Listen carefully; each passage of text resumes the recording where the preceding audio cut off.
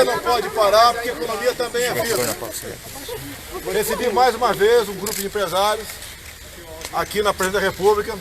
Esse grupo é responsável por 45% do PIB nacional e responsável por 30 milhões de empregos. A indústria, a atividade comercial está na UTI.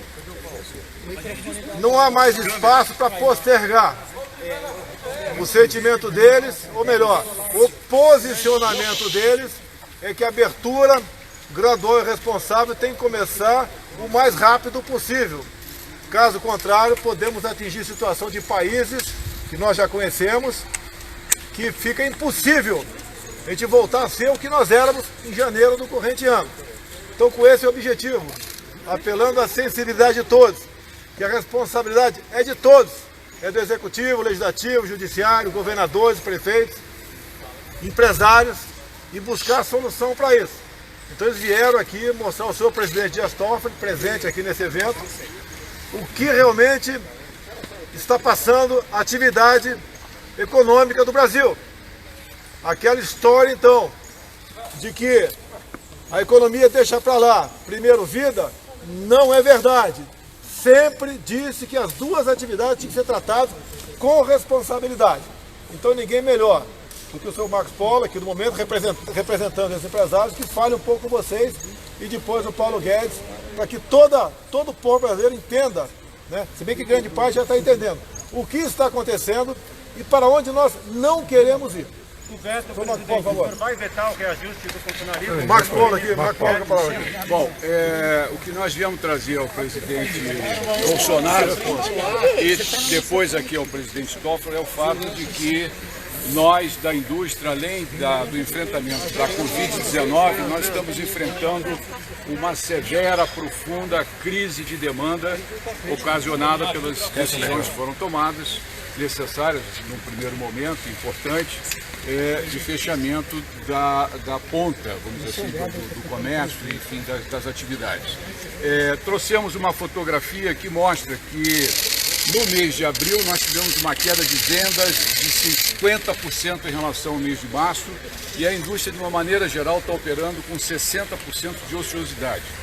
Para não me alongar demais, apenas 3 setores aqui: automotivo, com 26 fábricas paradas, são 65 plantas paradas, 5.200 concessionários distribuídos ao longo do país fechados, setor de máquinas e equipamentos com 47 empresas fechadas, cimento com 22 fábricas, o meu setor especificamente siderurgia, com 12 altos fornos paralisados, aciarias, laminação, e tendo no mês de abril o pior mês de venda desde 1995. Então, se eu pudesse resumir e fazer uma caracterização, a indústria está na UTI. Né? Na UTI precisa sair, e para sair precisa que ocorram as flexibilizações de maneira que a roda volte a rodar. Toda vez que individualmente eu sou perguntado, bom, mas a siderurgia, a indústria não poderia esperar mais 15 dias para atender o que seria o regramento da Organização Mundial da Saúde, eu informo que a siderurgia não parou, como várias outras atividades não pararam no país, atividades prioritárias, essenciais, e não pararam com total segurança dos colaboradores, através de protocolos rígidos de segurança e de saúde. Então, a nossa percepção é que esses protocolos que o Ministério da Economia já tem pronto, porque compilou, consultou todos os segmentos, esses protocolos podem ser utilizados em outras atividades, de maneira que a gente consiga o quanto antes a flexibilização. Eu acho que era isso.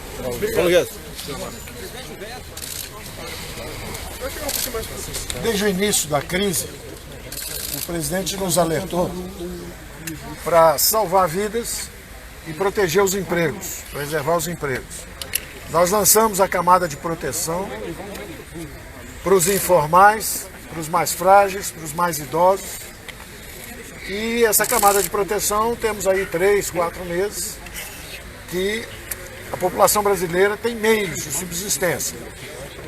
Só que a informação que os empresários nos trazem, e nós mantemos contato com eles regulares, é de que, embora preservados os sinais de vida da indústria brasileira e do comércio brasileiro, estamos indo para a UTI, do ponto de vista de organização e engrenagem produtiva, engrenagem econômica.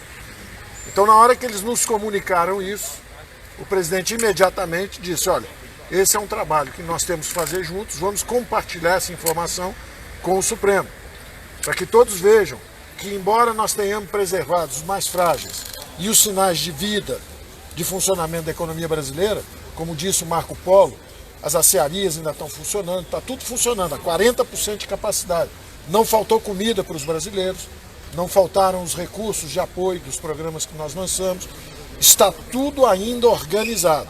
Só que eles estão dizendo o seguinte, há perigo de começar a desorganização.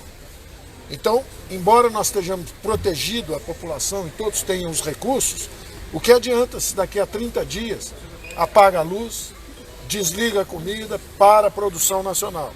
Então o alerta que eles deram é muito importante, que é o seguinte, olha, embora haja proteção, o povo ainda tenha o dinheiro na mão, daqui a 30 dias pode ser que comecem a faltar nas prateleiras, pode começar a faltar e desorganizar a produção brasileira. E aí você entrar em um sistema de não só de colapso econômico, mas de desorganização social.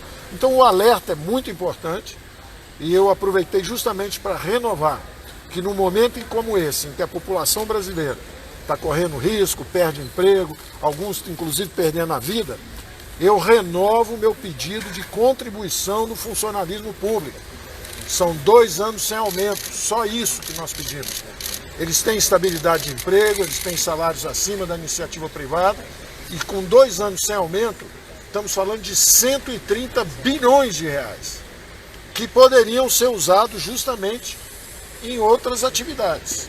Poderiam ser usados para preservar vidas, poderiam ser usados às vezes para estender um programa social qualquer, e não é justo que num momento como isso, como esse, dramático da população brasileira, e a opinião pública pede isso, quer isso, eu acho que é uma oportunidade que o Congresso teve, e como o Congresso aprovou algumas coisas que são muito importantes, como a descentralização dos recursos para estados e municípios, mas não fechou essa porta para esses aumentos, eu estou sugerindo ao presidente da República que vete, que permita que essa contribuição do funcionalismo público seja dada para o bem de todos nós e para o bem deles, perante também a opinião pública brasileira. Obrigado. Vai vetar, presidente? Vai vetar, presidente? Vou responder uma pergunta de vocês aqui. Aproximadamente 10 milhões de empregos formais deixaram de existir. Entre os 38 milhões de informais e autônomos, segundo a OIT, esse pessoal perdeu 80% do seu poder aquisitivo. Alguns perderam 50%, obviamente, outros zeraram. Estão sobrevivendo basicamente em cima do auxílio emergencial que acaba daqui a 2 meses. Aí volta para o servidor público, que tem estabilidade e tem um salário. Há pouco, uma proposta do presidente da Câmara era de cortar 25% para todo mundo. Paulo Guedes decidiu que poderia ser menos drástico. Apenas fazer que até dezembro do ano que vem não tivesse no reajuste. E assim foi combinado, assim foi acertado. O parlamento entendeu que certas categorias poderiam ter reajuste. O que nós decidimos? Eu sigo a cartilha de Paulo Guedes na economia. E não é de maneira cega não, é de maneira consciente e com razão. E se ele acha que deve ser vetado esse dispositivo, assim será feito. Nós devemos salvar a economia, porque a economia é vida. Certas medidas minhas, obviamente, não agradam o setor de sociedade. Mas eu sou chefe do executivo para tomar decisões. E as decisões eu tomo juntamente ouvindo os meus ministros. E nessa área, o Paulo Guedes é o senhor da razão. Nós, se essa for a orientação dele, vetaremos esse dispositivo. Muito obrigado. Olha só, vamos lá. Olha só, tem um decreto presidencial que definiu que são atividades essenciais, aquelas não podem parar. Eu acabei de assinar um decreto aqui, colocando nesse rol de atividades essenciais a construção civil. Outras virão nas próximas horas, nos próximos dias. Porque o que não está no decreto ficou decidido que, segundo o Supremo Tribunal Federal, que estados e municípios diriam se poderiam ou não funcionar essas categorias. Então alguns estados, alguns, não estou brigando com ninguém, pelo amor de Deus, tá?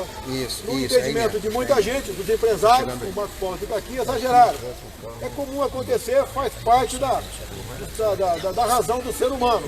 Então nós vamos começar a colocar mais categorias essenciais para nós podermos abrir com responsabilidade e observando as normas do Ministério da Saúde, de modo que cada vez mais rápido nós possamos voltar à atividade normal. Caso contrário, depois da UTI, tá, é o cemitério. E não queremos isso para o nosso Brasil.